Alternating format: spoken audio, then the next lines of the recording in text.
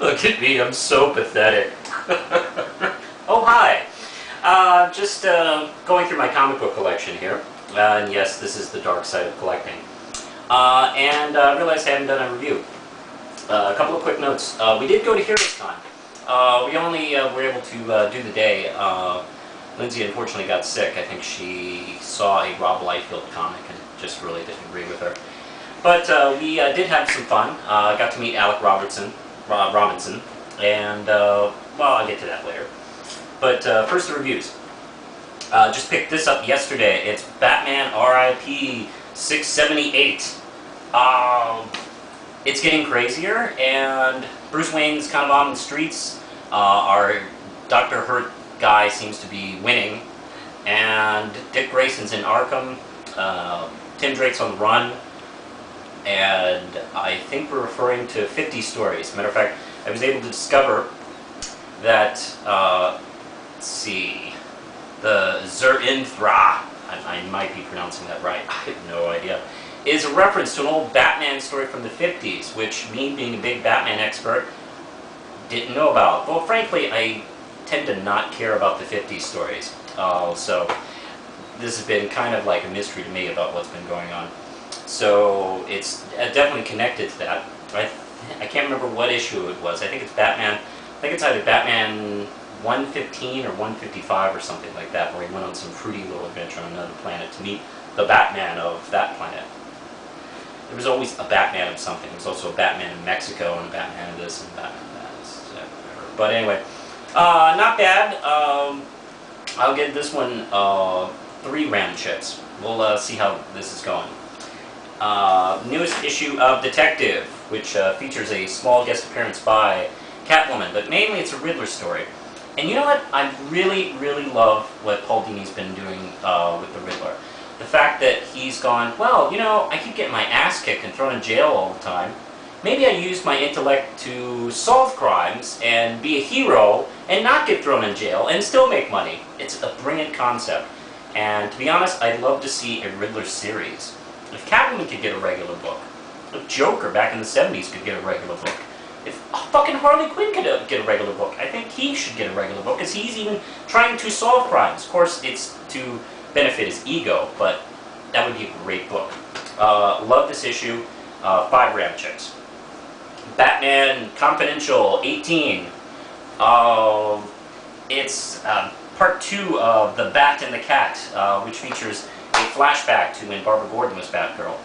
And she and Catwoman are on a cat and mouse kind of chase to get information on this notebook, whatever the information may be. And it's written by Fabian Nicieza, and it's drawn by the great Kevin Maguire. And it opens up with the most gratuitous nude scene ever, because Batgirl follows Catwoman into a sex club, and she has to take off her clothes to go into the sex club. And they pay tribute to the nude wrestling scene in Borat, except this one's somehow more appealing.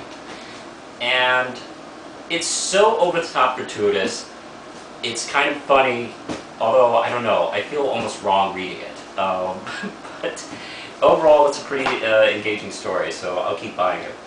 I'll give that 4 RAM chips. And speaking of Batgirl, flashback to the present, my favorite Batgirl of all time, Cassandra Cain, saves the day in Batman and the Outsiders #8. I love Cassandra Cain, and finally we're back to showing her as a good guy and doing what she can do, kick the shit out of people.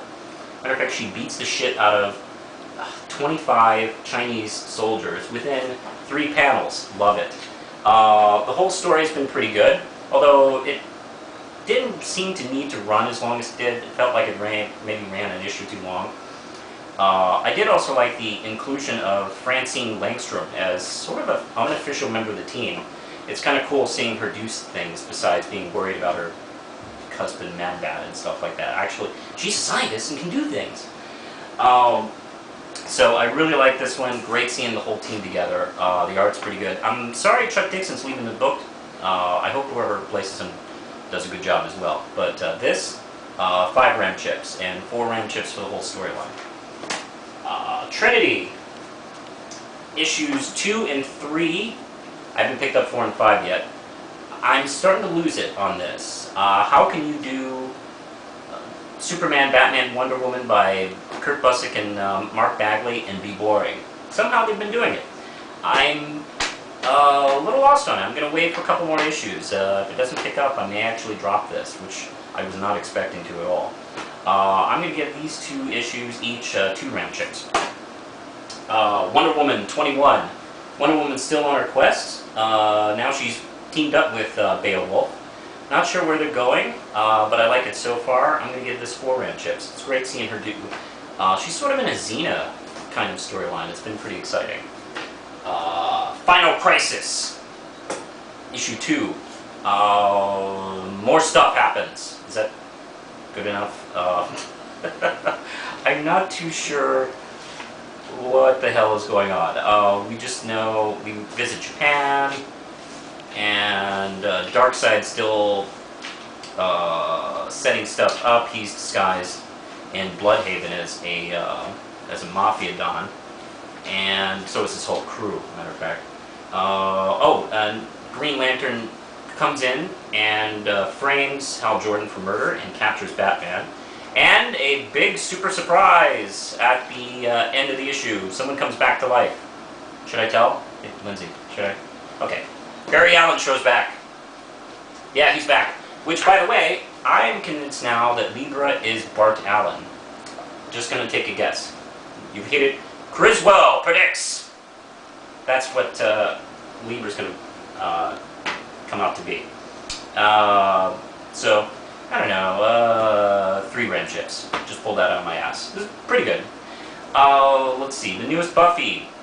The end of Wolves at the Gate, issue 15. Exciting, great climax.